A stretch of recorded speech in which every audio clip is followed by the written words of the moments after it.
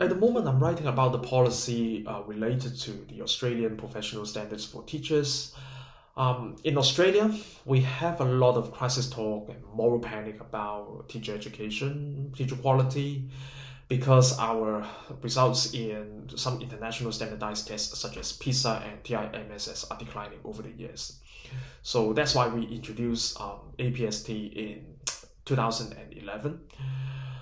But the policy is quite controversial because it sets a lot of bureaucratic work for teachers, not only for teachers, but also for teacher education providers like university education departments.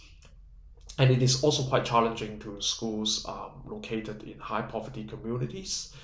And that's why I want to think about the issue of teacher professionalism more carefully and more seriously. And to do so, we need to read philosophy.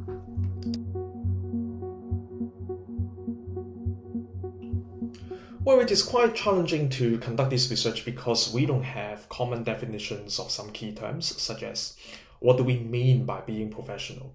And if you look at the policy documents about professional standards, the meaning of professionalism is rather narrow, and a lot of research participants don't agree with the definition. So it is important to think about some innovative research methodology, and the methodology we adopt is called concept-based method. So in practice, it works like this. First, we ask, are the professional standards related to some key philosophical concepts such as social norms, right? And what do philosophers or social theorists say about social norms? And are the professional standards social norms at the moment? So the key idea is to think about some ideas and concepts first, and think about data analysis and interpretation later.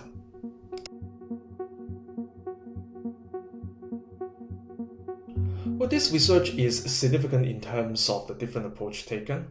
And I would say the most significant learning that I gained in the process is that the power relations between the researcher and the participants is shifted.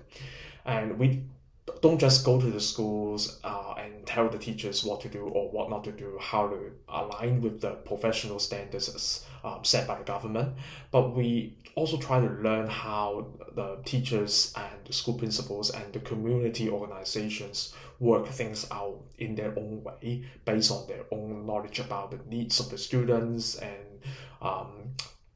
and also their reading of philosophy. In one school which we visited a few weeks ago, the principal loved philosophy, and he let his students create a playground using some unused materials, and that also involved a community organization. But it is not a random thing, because the principal did this not because he wanted to fulfill the professional requirement set by the government, but it is based on his belief about children's pedagogic rights and democracy. So what we want to do is to articulate a different story about quality teaching and teacher professionalism, and they cannot be captured by the narrow definition of the Australian professional standards for teachers that we can see at the moment right now.